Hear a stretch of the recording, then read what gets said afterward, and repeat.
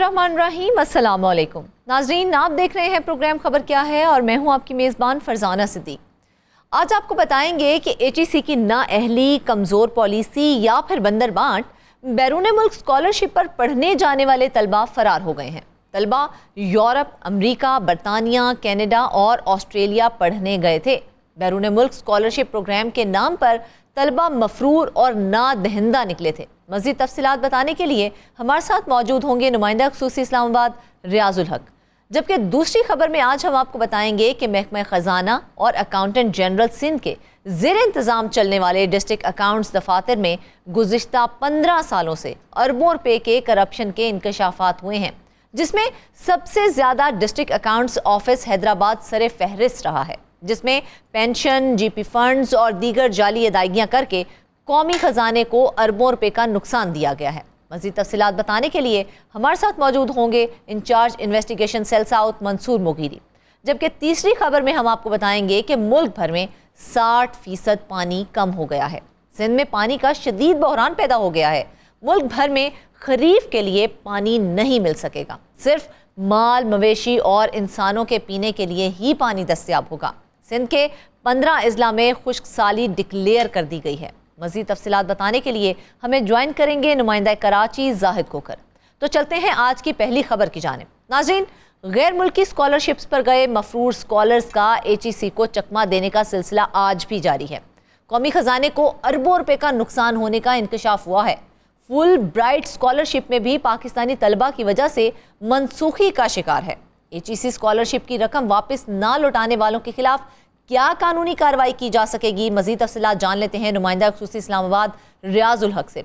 रियाज, सबसे पहले हमें यह बताएं कि गैर मुल्की स्कॉलरशिप पर गए मफरूर स्कॉलर्स का तरीका वारदात आखिर क्या है, जिसमें वो इतनी आसानी से चकमा देने में कामयाब हो जाते हैं? जी बहुत शुक्रिया फरजाना। और ये बड़ा अलमनाक और अफसोसनाक जो है एक टॉपिक है कि पाकिस्तान के पढ़े लिखे और काबिल तरीन जो लोग हैं, एटलीस्ट डिग्री वाइज अगर हम देख लें, वो भी इस किस्म के धंधे में जो है वो इन्वॉल्व हो चुके हैं कि जिसमें वो मुल्क से फ़रार होने की और बैरून मुल्क सेटल होने के लिए बाकायदा तौर पे हुकूमत का पैसा इस्तेमाल करते हैं, हुकूमत पाकिस्तान का पैसा प्लेटफॉर्म इस्तेमाल करते हैं, और जब वहाँ चले जाते हैं तो हीलो बहानों से वहाँ पर रहते हैं। तो आज हम उसका अहाता करेंगे कि वो कौन कौन से तरीके हैं, वो क्या वजूहात हैं, एचईसी के एंड पे क्या है, क्या किया जा सकता है और अब तक क्या हो रहा है। तो सबसे पहले आते हैं कि तरीके, जैसे आपने पूछा कि कौन कौन से होते हैं, तो स्टार्ट करूंगा मैं एग्जांपल से कि हुआ ये कि ख़ास तौर से जो बड़ी शिकायत आती हैं वो आती हैं अमेरिका से, ऑस्ट्रेलिया से, इंग्लैंड से और यूरोप, जर्मनी वगैरह, फ्रांस वगैरह के ममालिक से। तो होता ये कि अब अमेरिका की एक मिसाल मैं आपको दे दूं, हालांकि वहाँ पे बहुत ज़्यादा मुश्किल होता है कि आप फरार हो जाएं या भगोड़े हो जाएं। तो जब यहाँ से ये एमफिल या एमफिल लीडिंग टू पीएचडी करने जाते हैं तो वो 5 साल से 7 साल तक तकरीबन का अरसा होता है, वहाँ पर वो जाते हैं पढ़ने के लिए। जब वो जाते हैं तो इस दौरान जब आप इतना अरसा रह लेते हैं तो आपको मुख्तलिफ अपॉर्चुनिटीज़ जो है वो ऑफर होती हैं, और आपको असिस्टेंटशिप ऑफर होती है, कई जगहों पे इंटर्नशिप होती है, पेड इंटर्नशिप होती है, कुछ जगहों पे जॉब्स भी हो जाती हैं ऑफर आपको।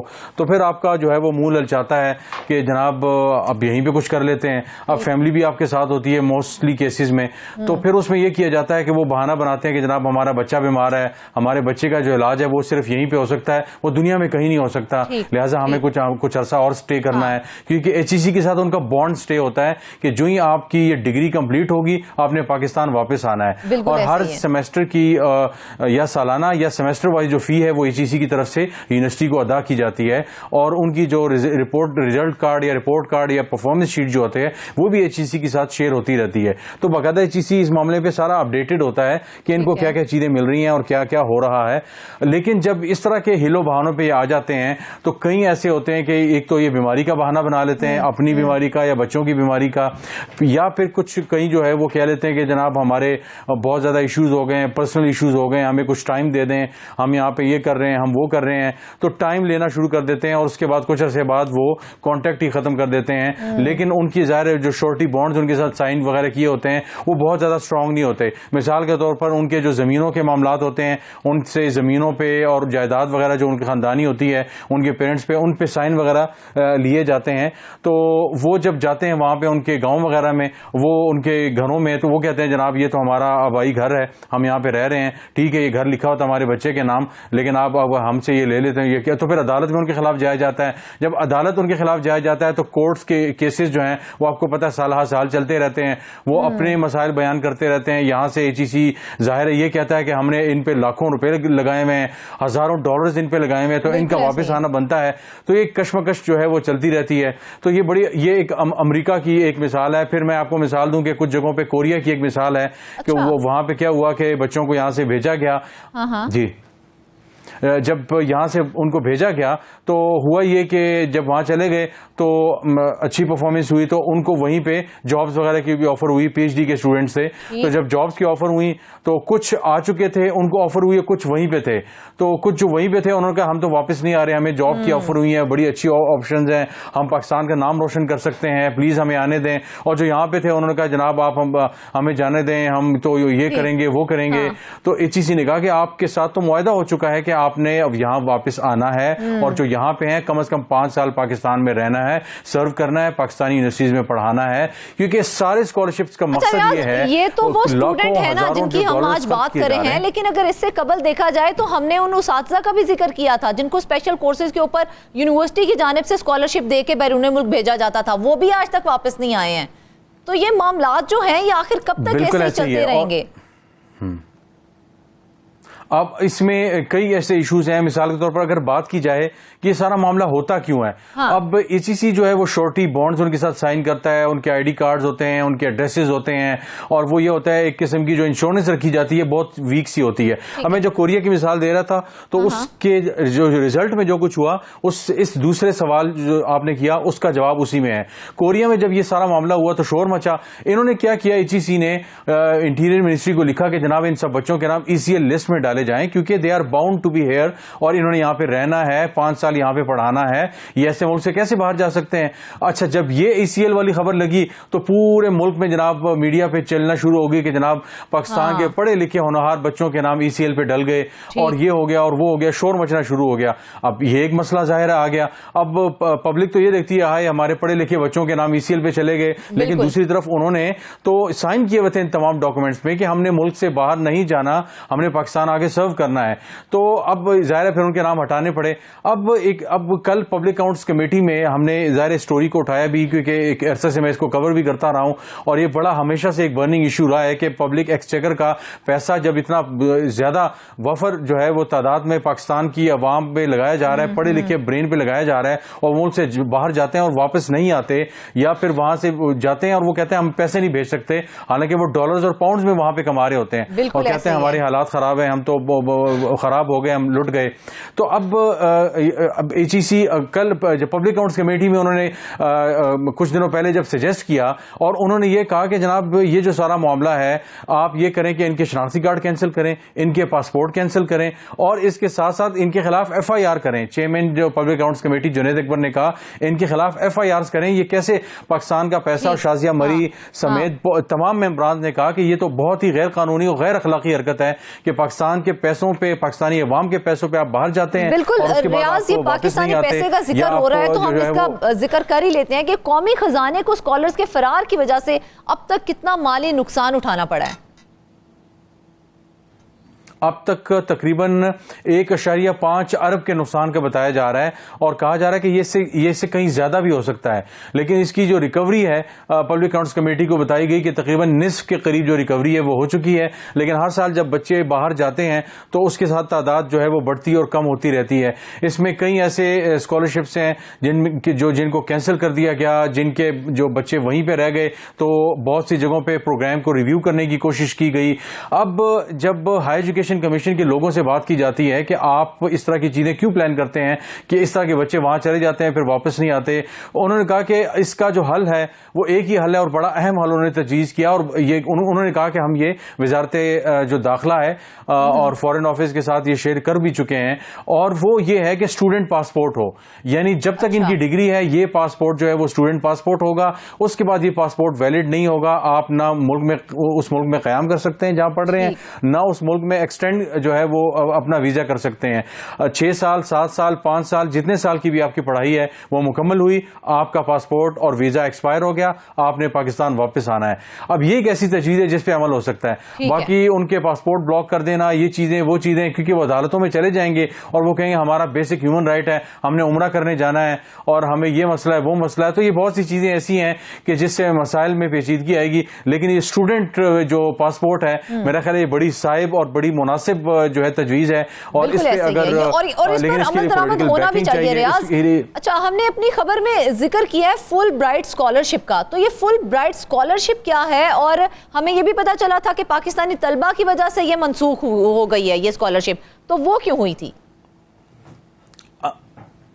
एक तो फुल ब्राइट स्कॉलर जो है वो पाकिस्तान के जो यहाँ पे दी जाती है, बहुत ही प्रेस्टिजियस स्कॉलरशिप है। यहाँ पे मास्टर्स भी है, एमफिल और एमफिल लीडिंग टू पीएचडी भी है। 3-4 किस्म की डिग्रीज होती हैं। बल्कि इसके अलावा तो यूएस एम्बेसी और यूएस गवर्नमेंट जो है बहुत ज्यादा स्कॉलरशिप देती है, लेकिन जो फुल ब्राइट है ये बड़ा प्रेस्टिजियस जो है वो स्कॉलरशिप समझा जाता है। और इसके बारे में हुआ ये कि कुछ मैंने जब इसको दोबारा चेक करने की कोशिश की तो उन्होंने कहा कि ये फिगर जो था ये थोड़ा गलत हो गया, क्योंकि अमेरिका जब चले जाएं तो वहां आप का रहना और इस तरह जो है वो दाएं बाएं होना एक बड़ा चैलेंज होता है, क्योंकि अमेरिकन अथॉरिटीज इस मामले में बहुत सख्त हैं कि जो बच्चे यहां पे आए हुए हैं, क्योंकि जो फुल ब्राइट स्कॉलर है, जो स्कॉलरशिप है, इसमें तकरीबन आधे से ज्यादा जो अमाउंट है वो अमेरिकी गवर्नमेंट देती है और कुछ अमाउंट जो पार्शियल अमाउंट है वो गवर्नमेंट ऑफ पाकिस्तान देती है। तो ये वाहिद स्कॉलरशिप है कि जिसकी जो अमाउंट है वो बहुत ज्यादा तादाद में अच्छी खासी जो अमाउंट है वो अमेरिकी गवर्नमेंट देती है। तो जिस मुल्क में आप रह रहे हैं तो वहां वो आपको ऐसे होने का इंकशाफ हुआ है और अब उसकी मेन वजूहात क्या रही हैं? अब तकरीबन ऐसे तो दर्जनों स्कॉलरशिप्स हैं जो कैंसिल हुए हैं। फुल ब्राइट का भी कंफ्यूजिंग किस्म का फिगर आया जब मैंने रिकन्फर्म इसको किया, लेकिन ओवरऑल देखा जाए तो दर्जनों के हिसाब से जो फेलोशिप्स हैं, जो स्कॉलरशिप्स हैं वो कैंसिल हुई हैं। और उसकी जो वजूहात हैं वो ये हुई हैं कि कई जगहों पे ऐसा हुआ कि बच्चों ने कई मरतबा ऐसा किया कि HEC के इस डिग्री प्रोग्राम को लॉन्चिंग पैड के तौर पर इस्तेमाल किया। वहां गए और उन्होंने कहा कि जनाब हमसे ये पैसे ले लें, हम यहाँ पे सेटल हो रहे हैं, हम यहाँ पे पाकिस्तान वापस नहीं आना चाहते। ऐसे भी वाकयात हुए हैं। अच्छा। हमने डिग्री ही नहीं करनी। अब आप इससे अंदाजा लगा लें कि मतलब इतने बड़े प्लेटफॉर्म तो इस मामले को किस तरह से रियाज हैंडल किया गया? जिन्होंने कहा कि हमसे पैसे भी ले लें, हमने डिग्री भी नहीं करनी है, हमने वापस भी नहीं आना है, तो इस मामले को किस तरह से देखा गया और किस तरह से हैंडल किया गया है? हायर एजुकेशन कमीशन बड़ा कैटेगोरिक है इस मामले में। इन्होंने कहा कि जनाब ये नहीं हो सकता और आपको हर हाल में इस डिग्री को कंटिन्यू करना होगा। और बज़ाहिर आपकी नीयत ये लग रही है कि आप वहां रहने के मूड में हैं, शायद यहां से गए आप इसलिए थे, लिहाजा आप जो है वापस पाकिस्तान आए, वरना आपके खिलाफ कानूनी चाराजोई की जाएगी, उनके खिलाफ FIRs भी होती हैं। और इसके अलावा जो अदालती जो मामलात हैं उनके खिलाफ उनके केसेस जो है वो शुरू किए जाएंगे। और जो PSC में ये भी डिस्कस हुआ कि इनके खिलाफ जो अदालती कार्रवाई पे जो खर्चा आता है वो भी इन तलबा से लिया जाए कि हुकूमत इन अपने पैसे के लिए इनके खिलाफ अपने खर्चे से जो है वो जो केसेस लड़ती है वो पैसे भी इन्हीं लोगों से रिकवर किए जाएं। तो कई जगहों पे आउट ऑफ कोर्ट सेटलमेंट भी हो जाती हैं। बहुत सी जगहों पे अभी तक कई ऐसे बच्चे हैं जो कोर्ट में गए हुए हैं और उन्होंने जो है मुख्तलिफ हीले बहाने किए हुए कि जनाब हमारा ये मसला है वो मसला है। तो लेकिन बदकिस्मती है कि इतना बड़ा एक अच्छा प्लेटफॉर्म है एजुकेशन कमीशन का जो पूरी दुनिया की हुकूमतों के साथ कोलैबोरेट करके स्कॉलरशिप लाता है, लेकिन यहां से मुल्क की बदनामी होती है। और जब ये लोग वहां जाते हैं तो चुप जाते हैं, बीमार हो जाते हैं या बीमार खुद को बना लेते हैं या फैमिली के मेंबर को बीमार कर लेते हैं, डिग्री भी मुकम्मल नहीं करते, कई जगहों पे थीसिस मुकम्मल नहीं कर पाते, फेल हो जाते हैं। तो ये वो सारी चीजें हैं जो मेरा ख्याल एड्रेस होने वाली हैं। और शायद एक और मामला भी देखा है, पब्लिक अकाउंट्स कमेटी की जानिब से मफरूर स्कॉलर्स जो हैं उनके खिलाफ एक्शन लेने का मुतालबा किया गया है। वो क्या एक्शन लिया जाएगा? जो चेयरमैन पब्लिक अकाउंट्स कमेटी हैं जुनैद अकबर, और इसके अलावा जो पीपल्स पार्टी की बड़ी सरकर्दा रुकन है PSC की शाजिया मरी, हिना रब्बानी कर साहिबा और इसके अलावा नवीद कमर, इन सब की ये राय थी कि ये एक्सचेकर का पैसा है और ये अगर इस तरह ज़ाया होगा तो ये इंतहाई नामुनासिब बात है। तो जुनैद अकबर ने और सब की ये राय थी कि इनके खिलाफ एक तो उन्होंने कहा कि ये जो सारा स्कॉलरशिप्स का डेटा है, कितने फरार हुए, कितना नुकसान हुआ, कितना पाकिस्तान का पैसा पैसा लगा और इन बच्चों ने जो ज़ाया किया, इनका सारा डेटा 2 हफ्ते में PSC को भिजवाया जाए और इन तमाम अफराद के खिलाफ जो बच्चे भागे मफरूर हुए, जो पाकिस्तान वापस नहीं आए, डिग्रियां मुकम्मल हो गई, फिर वापस नहीं आए, क्या उसका कोई डेटा मौजूद है कि कितने स्कॉलर्स हैं जो मफरूर हो चुके हैं, कुल कितनी तादाद है उनकी, और उनमें से कितने केसेस अदालतों में ज़ेर इल्तवा हैं? तकरीबन कहा जा रहा है कि तकरीबन 50 से 100 के करीब का नंबर बताया जा रहा है जो अदालतों में है। अच्छा। और तकरीबन इतना ही, इससे ज़्यादा का फिगर है जो मफरूर हैं और अदालतों में केसेस चल रहे हैं उनके खिलाफ। और तकरीबन ये नंबर ऐसा है कि बड़ा कन्फ्लिक्टिंग नंबर है। अभी जब PSC के सामने ये सारी डिटेल्स शेयर होंगी तो हमें पता चलेगा कि एग्जैक्ट फिगर क्या है, क्योंकि कभी भी किसी पब्लिक फोरम पे इस तरह एग्जैक्ट फिगर्स ये शेयर नहीं हुए, बल्कि जो फिगर्स शेयर हुए हैं, कई लोगों ने ये बताया कि जाहिर है, मुझे मतलब एक अरसा तक मैं इस इशू को देखता भी रहा, तो एक जमाने में वो कहते थे कि अगर सारे फिगर्स हमने शेयर कर दिए तो बड़ा एक मसला हमारे लिए बन सकता है, क्योंकि असल फिगर्स बड़े परेशान और हैरान कौन है कि पाकिस्तान के बच्चे जो बाहर जाते हैं वो किस तरह के गुल वहां खिलाते हैं और पाकिस्तान के लिए जो है वो शर्म का बायस बनते हैं। क्योंकि कई ऐसे हाई कमीशन है, मैं ज़रा उनके नाम अभी इस वक्त नहीं ले सकूंगा, और हाई कमीशन बता दीजिए कि अब तक स्कॉलरशिप की रकम की थोड़ी बहुत रिकवरी हो पाई है कि नहीं हो पाई है? तकरीबन 1.5 अरब में से कहा जा रहा है कि पब्लिक अकाउंट्स कमेटी को बताया, एग्जीक्यूटिव डायरेक्टर जो HEC के हैं ज़ियाउल क़य्यूम साहब, उन्होंने कहा कि तकरीबन जो 50% के करीब रकम है, तकरीबन 70-80 करोड़ के करीब जो रकम है वो रिकवर हो चुकी है। बाकी की रिकवरी के लिए जो है वो कोशिशें जारी हैं। और लेकिन सबसे जो बड़ी और अहम बात है, सारे मामले को हम डिस्कस कर रहे हैं कि HEC को चाहिए कि अपने जो स्कॉलर्स को बाहर भेजें, इन कवानीन को सख्त करें। जितना ये सख्त करेंगे, जिस तरह हम स्टूडेंट पासपोर्ट की बात कर रहे हैं, इस तरह की चीजें करेंगे तो इन लोगों को जो है वो बाउंड किया जाएगा कि वो जो ही उनका पासपोर्ट एक्सपायर होगा वो खुद ब खुद पाकिस्तान वापस रियाज, आएंगे। देखा जाए तो ठोस इकदाम करने बहुत जरूरी हैं। ये जिस तरह मफरूर स्कॉलर्स हैं, ये बदनामी का बायस बन रहे हैं। स्कॉलरशिप के निज़ाम में शफाफियत और मेरिट को यकीनी बनाने के लिए हमें बेहतरीन इकदाम करने बहुत जरूरी हैं। नाज़रीन, वापस आएंगे एक ब्रेक के बाद।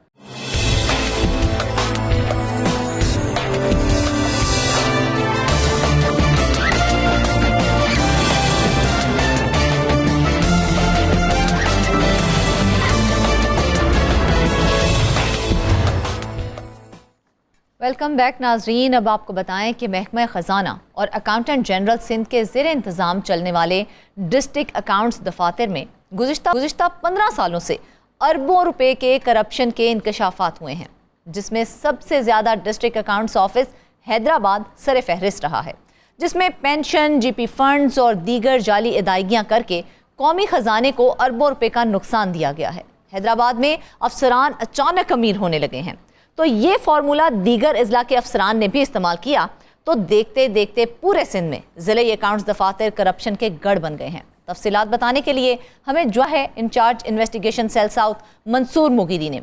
मुगिरी साहब, सबसे पहले तो हमें ये बताएं कि सिंध में ज़िले अकाउंट्स दफातर में गुज़िश्ता 15 सालों से करप्शन, बदउनवानी, वो भी करोड़ों अरबों रुपए में, आखिर क्यों हो रही है? बिस्मिल्लाहिर्रहमानिर्रहीम। मिस फरजाना, जैसे आपने कहा कि सिंध में ये डिस्ट्रिक्ट अकाउंट दफातर जो हैं, इसमें ये बदउनवानी 15 सालों में क्यों हो रही है, तो इससे पहले भी बदउनवानी थी, लेकिन वो इतनी तादाद में नहीं थी। हल्के फुल्के लेवल पे केस आते थे, थोड़ी बहुत कमीशन लेके बिल शिल पास कर देते। लेकिन बदकिस्मती से 15-16 सालों से ये मामलात इन हुए हैं। इसमें डिस्ट्रिक्ट अकाउंट ऑफिस में लाखों से शुरू हुए, फिर करोड़ों तक, अब तो अरबों से कम तो बात ही नहीं है।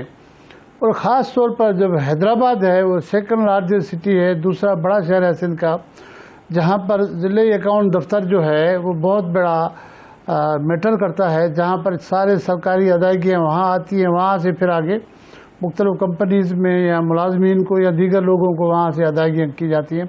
अच्छा। तो यहाँ पर ये मुसलसल एक गड़बड़ हो रही है। पहले GP फंड पेंशन में 6-7 अरब रुपए का एक बार घपला हुआ। डिस्ट्रिक्ट अकाउंट ऑफिस जो कमीशन पास थे, कमीशन करके नए नए आए, उनकी तरक्की हुई तो उसका घपला पकड़ा गया 6-7 अरब रुपए का। इंक्वायरी हुई तो उसको जेल भेज दिया गया। उसके बाद साल 2 साल के वक्फे के बाद फिर एक और हुआ कि एक बुजुर्ग किस्म के शख्स जो बालिश होते थे, अपने आप को सोम सलवात का पाबंद कहलाते थे, पता लगा कि उसने भी 4-5 अरब रुपए का सरकारी खजाने को टीका लगाया। और नेब ने जब छापा मारा उसके घर पे, तो इतना सोना, इतनी चीज़ें, इतने पाउंड डॉलर ये निकले। नेब ने जब वो चीज़ें ऑनएयर की और सबसे शेयर की तो हम सब लोग परेशान हो गए कि 17-18 ग्रेड के बंदे के पास ये मिलियंस रुपीस के बॉन्ड्स निकल रहे हैं, फॉरेन करेंसी निकल रही है, और किलोज की तादाद में गोल्ड है, किलोज की तादाद में गोल्ड है। तो बाकी प्रॉपर्टी क्या होगी? जी हाँ, ऐसे ही है। उसको पकड़ के इन्होंने जेल भेज दिया, 6-7 जेल में रहा, उसको सजा आई, वो उधर ही फौत हो गया। उसके बाद जो है और लोग जो है उन पे भी केसेस बने, जेलों में गए, ये सिलसिला जारी है। अभी जो रिसेंटली वहाँ पर कुछ नए लड़के हैं जो 10-12 साल पहले जॉब में आए, तो बहुत गरीब ख़ानदान से जिनका ताल्लुक़ था या मिडिल क्लास के लोग थे। अभी मिस फरजाना आप सोच नहीं सकती हैं कि उनके पास वीगो हैं, वीगो गाड़ियाँ। अच्छा। वो 10-12 सालों में 16-17-18 ग्रेड वाले वीगो गाड़ी पे 3-4 गाड़ियों पे के प्रोटोकॉल में दफ्तर आते हैं, वहाँ बैठते हैं जैसे कोई लैंडलॉर्ड है, कोई बहुत बड़ी चीज़ है, और लोगों से मर्जी से डील करते हैं। अभी जो मेरे सोर्स ने मुझे बताया है कि इन्होंने क्या किया कि पेंशन जीपी फंड से हटकर एक नया जुगाड़ निकाला है कि जो सरकारी टैक्स है, इनकम टैक्स और सेल टैक्स, कोई 24-25% जो कंपनीज जो ठेके लेते हैं उनका ये टैक्स काटना हर हाल में होता है। तो ये टैक्स नहीं काटा गया 10-12 सालों से। तो एक एक कंपनी की तरफ लाखों करोड़ों रुपए बनते थे, तो मजबूरी तो साल 2 साल में वो 2-4 अरब रुपए का बन जाता है। तो आप बताएं कि 10-12 सालों में कितने अरब रुपए का ये घपला हुआ है जो इन्होंने पैसे नहीं काटे। लेकिन मुगीरी साहब, बड़ी हैरानगी की बात है, हमें ये भी बताएं कि महकमा खजाना और अकाउंटेंट जनरल सिंध के दोनों दफातर जिले अकाउंट्स को देखते हैं, तो 2 मुख्तलिफ इदारे, 2 मुख्तलिफ लोग, फिर भी कैसे घपले होते हैं? हाँ, बिल्कुल सही कहा आपने कि 2 मुख्तलिफ इदारों की इसलिए ड्यूटी लगाई गई कि 2 मुख्तलिफ इदारे, एक सूबाई एक वफाकी हुकूमत के अफसरान भी होंगे अलग अलग, ताकि इनका जहन मैच नहीं करेगा, ये गड़बड़ नहीं कर सकेंगे। लेकिन ये इतने उस्ताद हैं कि वहाँ सब भाई भाई हो गए हैं। करप्शन के मामले में भाई भाई, इन्होंने एक दूसरे की आंखें बंद कर दी, एक दूसरे को शेयर दे रहे। अच्छा, काम इन्होंने डिस्ट्रीब्यूट किया हुआ है। अच्छा। कि जहाँ पर किसी ज़िले का इंचार्ज जो है अकाउंटेंट जनरल का अफसर होगा, किसी का महकमा ख़जाने का नंबर 1 होगा, तो नंबर 2 या नंबर 3 वो एजी सिंध का होगा। तो इसी तरह काम डिस्ट्रीब्यूट किया हुआ है, आपस में वो भी खा रहे हैं, ये भी खा रहे हैं, और पकड़े भी जा रहे हैं, जेलों में जा रहे हैं, सजाएं हो रही हैं। लेकिन ये जो जूनियर अफसरान आए अभी के, वो तो चलो 20-25 साल में पुराने थे, उन्होंने किया, उनको पता था। ये जो 10-20 साल के लड़के जिन्होंने देखा कि भाई इन्होंने ये अरबपति हो रहे, हम क्यों ना हो जाएं, तो इन्होंने वो कारनामे किए कि जो पुराने वाले तोबा तोबा कर रहे हैं कि यार हमने सोचा भी नहीं था कि चलो आपने कमीशन किसी से ली, ज़बरदस्ती कमीशन ली, गलत बिल पास किए, जाली ID बना के तनख्वाहें रिलीज की। ये तो गवर्नमेंट के टैक्स के पैसे जो गवर्नमेंट के अकाउंट्स में जाने थे, वो पैसे ही नहीं काटे। ठेकेदारों से मिली भगत की, डिपार्टमेंट से मिली भगत की कि भाई ठीक है, कुछ आप रख लो, कुछ हम रख लें, और ये पैसे आपके नहीं काटते हैं। अच्छा, इसी तरह से अब बिलियंस रुपीस का ये नया आपने कहा कि माइंड मैचर हो जाते हैं, ये माइंड मैचर कम, ये मास्टरमाइंड लोग हमें ज्यादा लग रहे हैं। जो आपने पहले भी बताया है कि अरबों रुपए के घपले हुए हैं, अफसरान मुलाजमीन पकड़े भी गए हैं, जेल भी गए हैं, नौकरियां भी चली गई हैं, फिर भी ये बाज क्यों नहीं आते हैं आखिर? देखिए, पैसे में शायद इतनी चमक है, पैसे में शायद इतना मज़ा है, पैसे में शायद इतनी लस्त है कि ये समझ रहे हैं कि चलो कुछ भी हो जाए, पैसे आने दो। हाँ। देखिए, कोई हज़ारों लाखों की बात हो ना, तो शायद ये रिस्क ना लें। जब करोड़ों अरबों रुपए कमा लेते हैं, ये समझते हैं चलो नौकरी चली जाएगी तो हम कारोबार कर लेंगे। जब ये पैसे कमाते हैं तो साइड में बिजनेस भी शुरू कर देते हैं। अब ये अफसर नहीं है, ये भी बिजनेसमैन भी है, और बाहर ये जाते हैं, टूर कर रहे हैं, फेसबुक पे तस्वीर शेयर करते हैं कि साहब जो है ना वीगो में आ रहा है, साहब का वीगो का पोज है, 2-2 बंदे उनके साथ हैं, 2-2 गाड़ियों का प्रोटोकॉल है, शादी में जा रहे हैं तो वहाँ भी वीगोज के प्रोटोकॉल, बड़ी बड़ी गाड़ियों के प्रोटोकॉल। और हैरानगी की बात है, कोई नहीं देख रहा, कोई नहीं पूछ रहा कि कल के छोकरे जिनको आए हुए जुमा 8 दिन हुआ, ये इतने मिडिल क्लास के लोग थे, ये इनका गुजारा मुश्किल से होता था, ये अरबपति कैसे बन गए? कोई नहीं पूछ रहा। अभी हम तो ज्यादा सोचने पे मजबूर होते हैं मुगीरी साहब, हम तो नहीं हुए दिनों में अमीर, ये कैसे हो गए हैं? देखिए आप और हम नहीं हो सकते, और अल्लाह हमें इस तरह से बचाए बिल्कुल कि आप किसी का जो हुकूक गसब करके आप पैसे कमा लें। अल्लाह इस तरह से सबको बचाए, मैं तो ये कहता हूँ। अभी आप देखिए, पता है ये कितने पावरफुल है। अभी इनकी शिकायत पीपल्स पार्टी के हाई कमान, सिंध गवर्नमेंट के हाई कमान तक गई है कि भाई ये लड़कों का ये काम देखो। अच्छा, तो उनको मजबूर होकर इन्होंने तबादला किया है हैदराबाद से, 3 लड़कों का हैदराबाद से तबादला किया है। कोई सस्पेंशन नहीं हुई है, कोई नेब में केस नहीं भेजा गया है। लेकिन मुगेरी साहब, मेरा माइंड तो अभी भी इस चीज को समझ ही नहीं पा रहा है, समझ लग ही नहीं रही है कि मुझे बताएं ना कि अब तो जदीद दौर है, सिस्टम सारा कंप्यूटराइज हो गया है, फिर ये घपले कैसे होते हैं? हम जदीद सिस्टम लेके आते हैं, वो जदीद तरीके लेके आ जाते हैं और करोड़ों रुपए के घपले हो जाते हैं। बहुत ही खूबसूरत बात आपने कही है कि इतने जदीद दौर में नए कंप्यूटर सिस्टम आने के बाद सेफ सिस्टम जर्मनी का लगाया हुआ सेफ सिस्टम, अच्छा, समझ में नहीं आ रहा है उसको कैसे ये जुगाड़ करके कौन सी ऐसी कमांड है देते हैं कि पता ही नहीं लगता। अब देखिए सिस्टम के बावजूद भी कर रहे हैं और कर गए, ये कामयाब हो गए हैं। आप इनका लाइफ स्टाइल देखें मिस फरजाना, आप हैरान हो जाएंगी कि ये क्या हैं, ये भाषा हैं या सरकारी मुलाजिम हैं। वो मुलाजिम जो 10-12 साल पहले आने जाने में परेशान थे, खाने में परेशान थे, अब इतने लाइफ स्टाइल इसका ऊपर हो गया, इतना हाई हो गया है। आप मुझे बताएंगे ऐसे ही खराबी बढ़ती है ना। अगर आप किसी और को देखेंगे, इसके नीचे वाला देखेगा, वो कहते हैं भाई इसको तो कुछ नहीं हुआ, जब इसने अरबों रुपये का घपला किया है, करोड़ों का किया, कुछ नहीं हुआ, तो मैं क्यों बाज आ जाऊं। फिर दूसरे भी इसी तरह शामिल हो जाते हैं। तो ये इसको अब इनको खत्म करना पड़ेगा, वरना ये तबाही आ जाएगी। मुगेरी साहब, सिंध में सब बादशाह लोग रहते हैं और वो कहते हैं ना कि खरबूजे को देके खरबूजा रंग पकड़ता है। बिल्कुल आप वही बात कर रहे हैं। वो कहता है कि अगर उसको नहीं पकड़ा तो मुझे क्यों पकड़ा जा रहा है, और अगर पकड़ लिया तो छोड़ो भाई मुझे। यहाँ पर तो ये सूरत हाल है। बिल्कुल इस तरह की सूरत हाल है। और अब हम सब की बदकिस्मती ये है कि हमारे जो इदारे हैं वो बैठ गए हैं।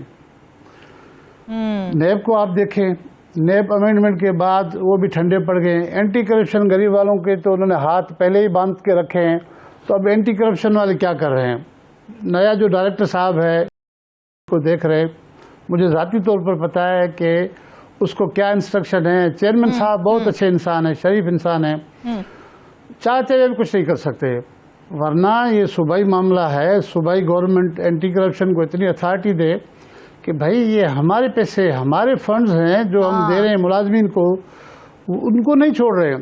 देखिए रिश्वत लेना पहले बहुत बुरा समझा जाता था, फिर थोड़ा आम जाम हुआ। आप रिश्वत ले ले, डाके तो ना डाले, ये रिश्वत नहीं है, डाके डाल रहे हैं, अपनी बड़ाई समझते हैं मुगेरी साहब। अब तो वो बिल्कुल ऐसा ही है जैसा आपने हमें बताया है कि एक बार फिर से सरकारी खजाने को अरबों रुपए का टीका लगा दिया गया है, और इसमें जो लोग मुलव्वस हैं वो लग्जरी गाड़ियों में दफ्तर भी आते हैं। हमें तो ये समझ नहीं आती, क्या उनको खौफ नहीं है कि जिसकी तनख्वाह 1.5 लाख है या लाख है, वो इतनी बड़ी लग्जरी गाड़ी कैसे इस्तेमाल कर रहा है और कितनी दीदा दलेरी से इस्तेमाल कर रहा है? यही तो बहुत बड़ा सवाल है कि इनसे पूछे कौन।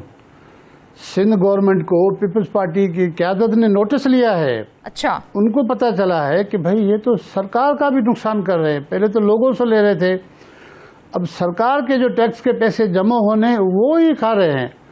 तो उनके नोटिस के बाद इनको यहाँ मामला हुआ कि इनको रिपोर्ट कराया गया है। हालांकि secretary finance is a very good officer, बहुत अच्छा अफसर है, लेकिन क्या करेगा जब आपको ऊपर से कहा जाएगा कि भाई इन पे हाथ हल्का रखना है, इनको बस पोस्टों से हटा के रिपोर्ट कराएं 3-6 माह, तो ये खुद ठीक हो जाएंगे। लेकिन अच्छा। आप यकीन करें कि कैसे ठीक होंगे जब तक सज़ा और जज़ा का अमल आप ठीक नहीं करेंगे, कैसे होगा?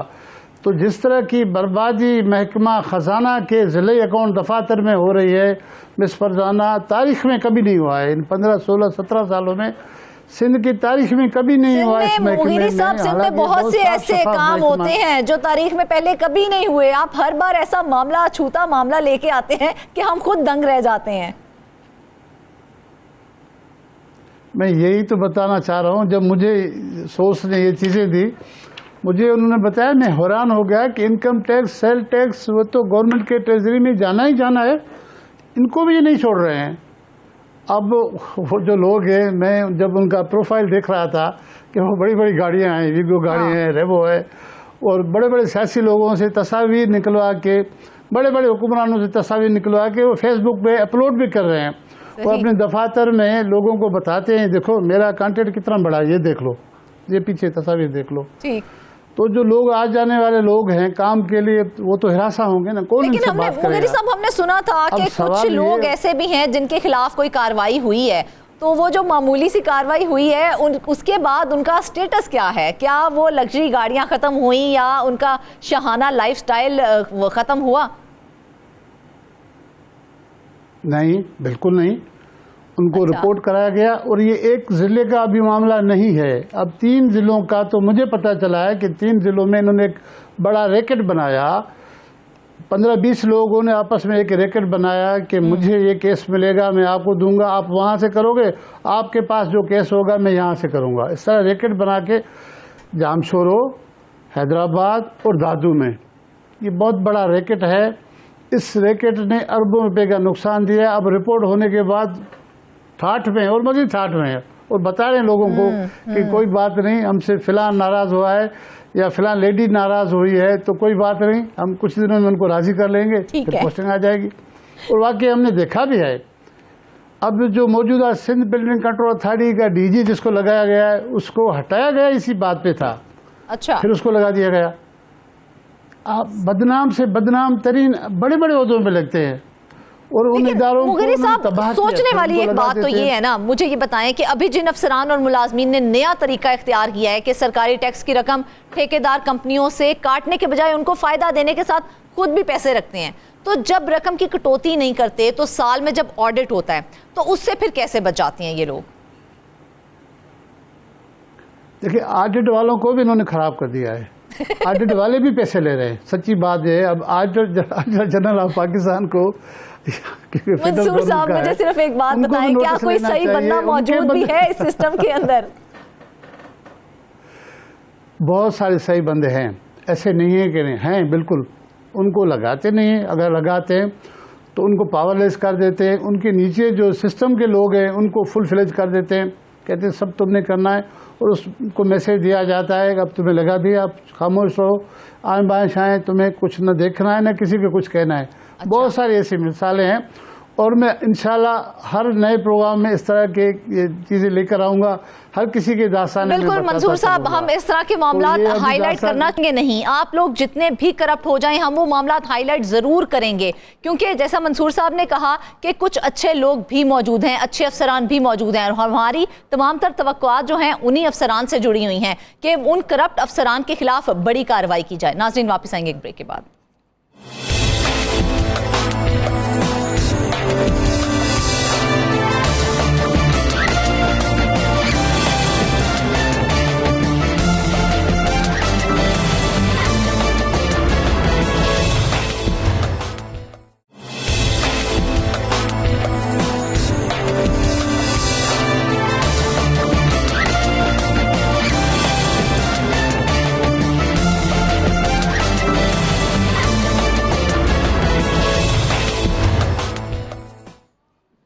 वेलकम बैक नाजरीन। बात करेंगे हम पानी की कमी के हवाले से। तो मुल्क भर में 60% पानी कम हो गया है।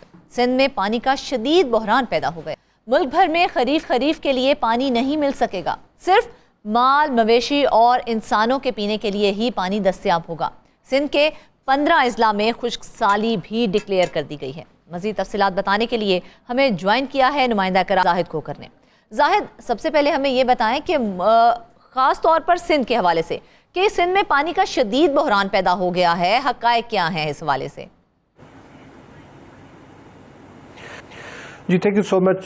पानी के हवाले से सिंध के अंदर शदीद बदतरीन सूरत हाल है और इस वक्त भी जो फसलें तो दूर की बात है मगर माल मवेशी और इंसानों के लिए भी पानी जो दस्तयाब नहीं है, ये सूरत हाल पता नहीं कब तक ये जारी रहेगी। और ये जो सूरत हाल है, असल में जो डैम है उनमें पानी नहीं है, दरियाओं में पानी नहीं है, ज़ाहिर सिंध में पानी नहीं आ रहा।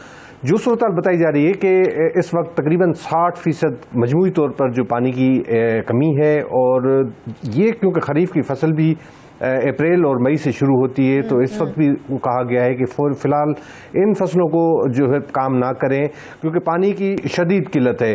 जो बताया जा रहा है कि इस साल जो है बर्फबारी तकरीबन 31% कम हुई है, और वैसे ओवरऑल जो बर्फबारी होती थी तकरीबन 40 फीट और इस मरतबा 28 जो इंच बताई जा रही है कि वो बर्फबारी हुई है। जाहिर है उसका जो पूरे मुल्क पर असर पड़ेगा, मगर ख़ास तौर पर सिंध के हवाले से हम बात करें कि सिंध पर इससे ज़्यादा होगा, या पंजाब के वो जो टेल के इलाके हैं जो वो बिल्कुल आखिर में आते हैं, उनके लिए काफ़ी ये मसाइल पेश आएंगे। और सिंध में तो इस वक्त इंतहाई ख़राब सूरत हाल है।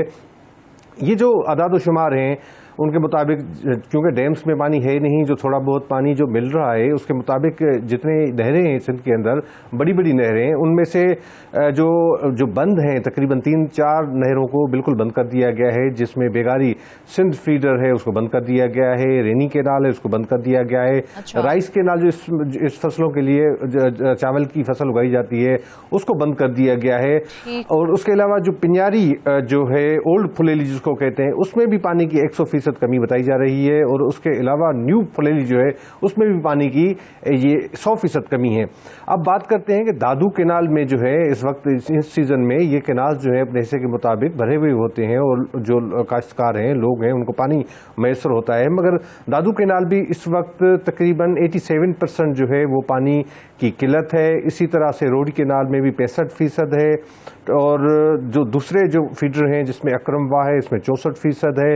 ये सारे आदाद शुमार हैं, और शायद कुछ आइंदा दिनों के बाद ये तमाम जो नहरें हैं वो बंद हो जाएं, और इसका जो लोगों को इस वक्त भी पीने का पानी नहीं मिल रहा है। देखा जाए तो इससे कबल भी हमने सिंध में पानी की कमी के हवाले से इस मामले को हाईलाइट किया था। अब देखा जाए तो महकमा मौसमियात की जानिब से 15 अजला में खुश्कसाली डिक्लेयर कर दी गई है, तो उस हवाले से क्या कोई हंगामी इकदाम किए जा रहे हैं? जी बिल्कुल, महकमा मौसमियात की जानिब से 15 अजला में खुश्कसाली डिक्लेयर कर दी गई है, और जो मुतल्लिका इदारे हैं उनको आगाह किया गया है कि इन इलाकों में पानी नहीं है, खुश्कसाली है। बारिशें क्योंकि 62% बारिशें सिंध के अंदर कम हुई हैं, इसकी वजह से सारा नुकसान जो है वो असर जो है सिंध पर पड़ रहा है। वो जो अजला जिनमें 15 अजला शामिल हैं, जिसमें गोटकी, सक्खर, लाड़काना, नौशर फरोज, जैकबाबाद और सांगड़ शामिल हैं, इनके लिए मुतल्लिका इदारों को कहा गया है कि इसमें खुश्कसाली डिक्लेयर की गई है, पानी नहीं होगा, फसलें तो बिल्कुल नहीं होंगी। उसके जो असरात हैं, जो मनफी असरात, वो तसव्वुर नहीं कर सकते कि कितने मनफी असरात जो है वो ओवरऑल जो नेचर है, जो लोग हैं, उन पर पड़ सकती है। महकमा मौसमियात की जानिब से भी जो बताया गया है कि इस सारी सूरत हाल में पानी जो है मवेशी माल के लिए भी दस्तयाब नहीं होगा, और ये भी कहा गया है कि अगर इससे सूरत हाल ज़्यादा ख़राब हुई तो इसके जो बीमारियां हैं वो भी जो है वो फूट पड़ेंगी, और भी काफ़ी उसके जो नुकसानात हैं वो बताए गए हैं। अब मुतल्लिका इदारों को कहा गया, क्योंकि अब ज़िले जो इंतज़ामिया है उनकी जिम्मेदारी है कि अगर पानी मैसर नहीं है तो कोई मुतबादिल इंतजाम किए जाने चाहिए, और उनको अलर्ट दिया गया है। जिस तरह से PDA में सिंध को भी कहा गया है कि आप सूरत हाल को देखें, क्योंकि प्रोविंशियल डिजास्टर मैनेजमेंट अथॉरिटी कोई भी अगर इस तरह से कुदरती आफत आती है तो सारे मामला को देखती हैं जो ज़िले इंतजामिया के साथ मिलकर। तो सिंध हुकूमत भी इस मामले को देख रही है, और देखना चाहिए, क्योंकि इस सूरत हाल में नहीं लगता है कि कोई खरीफ की फसल हो पाएगी। अगर खरीफ की फसल तो दूर की बात है, मगर लोगों को, माल मवेशियों को पीने का पानी नहीं मैसर हो पाएगा तो सूरत हाल तो इंतहाई ख़राब है। अब देखते हैं कि इन सारी, और दूसरी बात है कि हमारे इदारे मौजूद होते हैं वैसे भी पूरे पाकिस्तान में, और सिंध की हम बात करें जो रिसर्च करते हैं कि चले खुदा न खास्ता जब ये सूरत हाल पैदा हो तो फिर कम पानी में कौन सी फसल की जा सकती है, और मुतबादिल कौन से मामला हैं जो उनको सामने लाना चाहिए, जो उन पर काम नहीं किया जा रहा है।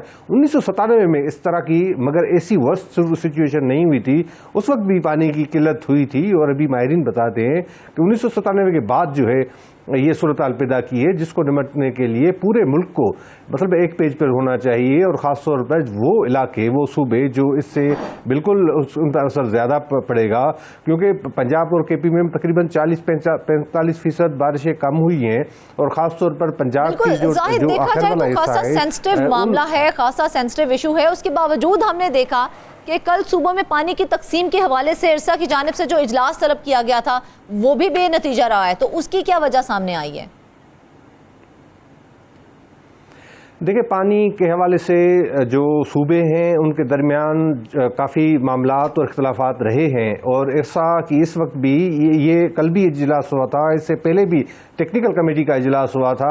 सारे मामलात को देखते हैं और सूबों में डिस्ट्रीब्यूट करते हैं कि जिस तरह से कोई पानी की कमी है तो सूबे इसको किस तरह से देख सकते हैं। अब बात यह कि इस वक्त तक बदकिस्मती की बात है कि मुकम्मल आदाद व शुमार भी ज़ाहिर नहीं किए गए हैं कि भाई पानी की कितनी किल्लत हो सकती है और उसके बाद की क्या सूरत हाल है।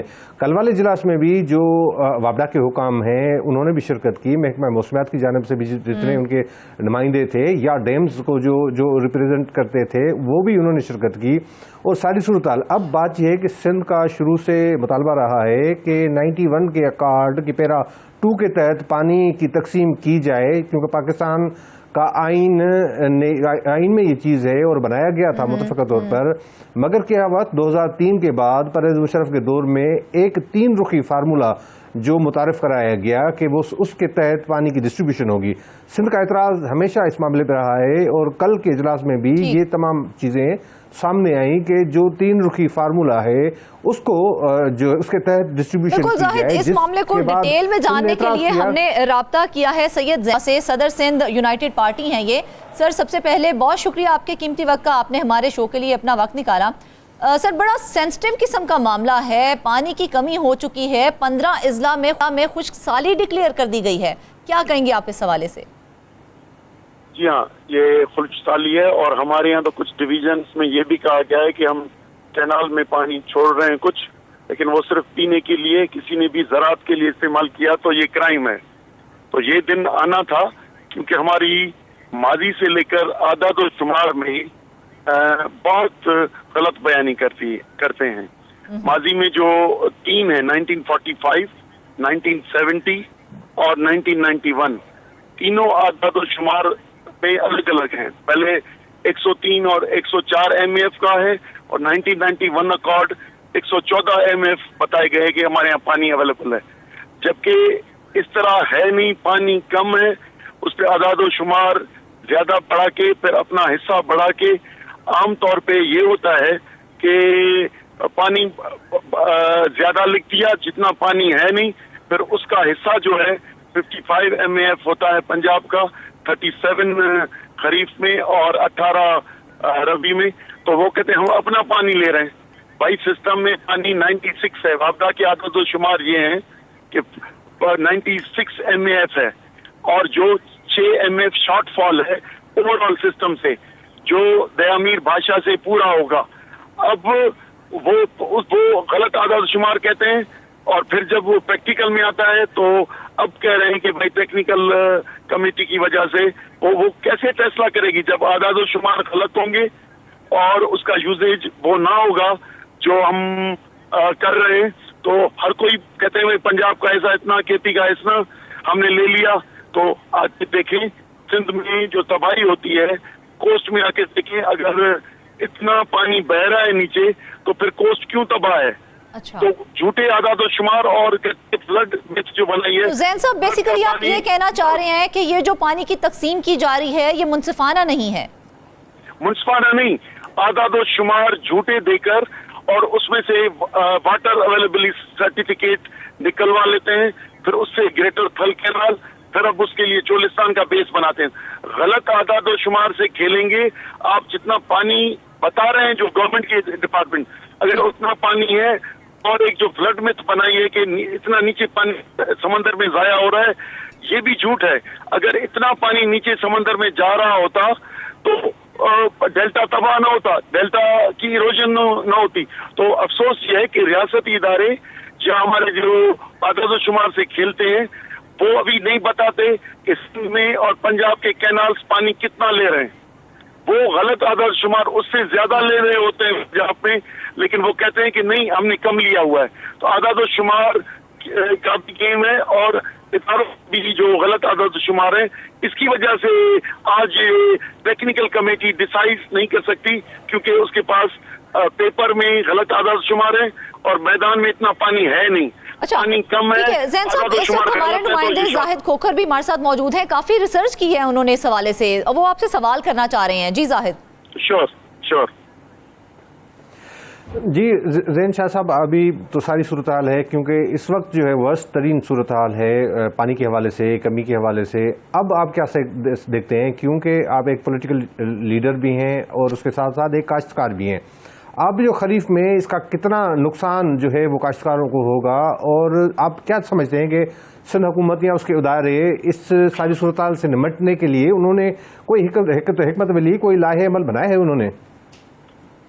देखिए, पानी का मेरा ख्याल है कि लाएमल नहीं है, क्योंकि सिंध का जो हिस्सा दिया जाता है वो दिया जाता है तौसा और चश्मा बराज के बुनियाद पे, जबकि जितना पहुंचता है वो कम है। वो कहते हैं ओवरऑल सिस्टम में 43% शॉर्टफॉल, ये टेक्निकल कमेटी कहती है कि 43%, लेकिन गुड्डू तक जब आता है तो इसमें जो 500 किलोमीटर है चश्मा से लेकर गुड्डू तक, उसमें जो कच्चे के इलाके में और जो पानी थेफ्ट होता है वो उससे कम आता है। तो आधा ये है कि 55 to 60% सिंध में अभी इस खरीफ में, अर्ली खरीफ में शॉर्टफॉल है, वो अप्रैल मई जून। तो हमारे यहाँ कॉटन की क्रॉप का क्या होगा, इसके दरमियान में जो भी बागात हैं, आमों का क्या होगा, शुगर केन का क्या होगा, तो ये सारी। अच्छा, दूसरा पैडी का क्रॉप जिसकी शुरू में नर्सरी बनती है वो इन महीनों में है, और उसका क्या होगा, अर्ली पैडी का क्या होगा। तो हमारे यहाँ सब मंथली आ रहे हैं। जब 60% कम होगा तो पहले हम कहेंगे कि कराची का पानी पूरा करें, पीने का हैदराबाद का पूरा करें, फिर कुछ कास्ट करें तो अर्ली पहला जो हमारा बराज है गुड्डू, वहां तक मुश्किल से पानी पूरा होगा। तो 60%, तो हमारा सक्खर और कोटली बराज की एग्रीकल्चर और शहरों की मुस्तकिल पानी की हानि का सवाल आएगा आइंदा 3 महीने में अर्ली खरीफ में। तो हम ये समझते हैं हम तो बागात और जो कॉटन और शुगर केन, ये सारी फसलें और पैडी की, ये सारी इस साल जो भी आदाद शुमार हैं पाकिस्तान एग्रीकल्चर की के इतनी टारगेट्स हासिल होंगे, तो सिंध तो उसमें पीछे ही जाएगा आदाद शुमार में। जी ठीक है। सैयद ज़ैन शाह, सदर सिंध यूनाइटेड पार्टी, हमारे साथ मौजूद थे, किस से हमें आगाह कर रहे थे। उनका यही कहना था कि अदादो शुमार दुरुस्त नहीं है, और अगर इस तरह का नया कैनाल मंसूबा जो है वो लाया गया तो उससे ना सिर्फ पंजाब बल्कि सिंध के भी सब लोग मुतासिर होंगे। जाहिद, आप क्या कहेंगे इस हवाले से? जिस तरह से वो कह रहे थे अदादो शुमार दुरुस्त नहीं है, तो क्या वाकई इसी तरह से है? जी बिल्कुल, सिंध का तो हमेशा ये मौक़िफ़ रहा है, और इरसा का इजलास हो या आइनी फोरम्स जितने होते हैं, मुश्तरका मफादत की कौंसिल हो, ये मुसलसल जो सिंध के एतराज़ात रहे हैं कि सिंध को अपने हिस्से का पानी नहीं दिया जा रहा, और मुख्तलिफ फोरम्स पे इन इशूज़ को एड्रेस किया गया। अब सूरत हाल ये है कि बिल्कुल पानी डैम्स में नहीं है और पानी सिस्टम में मौजूद नहीं है, तो सिंध के लोगों का कहना है कि फिर ये जो 6 कैनाल आपने निकाले हैं उनको पानी किस तरह से देंगे? 6 कैनालों को देने के लिए पानी की अवेलेबिलिटी होनी चाहिए। इसी तरह से ये भी एतराज़ बिल्कुल जायज़ है कि सिंध के अंदर जितने नए कैनाल्स बनाए जा रहे हैं तो वो ना बनाए, जो अवेलेबिलिटी है उसको देखते हुए, मद्देनज़र रखते हुए। देखिए, इंसानी अलमिया है, आप जो सूरत हाल जो देख रही हैं, और इस वक्त जो सूरत हाल है इस वक्त की, अगर जो पानी नहीं आएगा कोई 1-2 महीने में, तो सूरत हाल इंतहाई ख़राब होगी।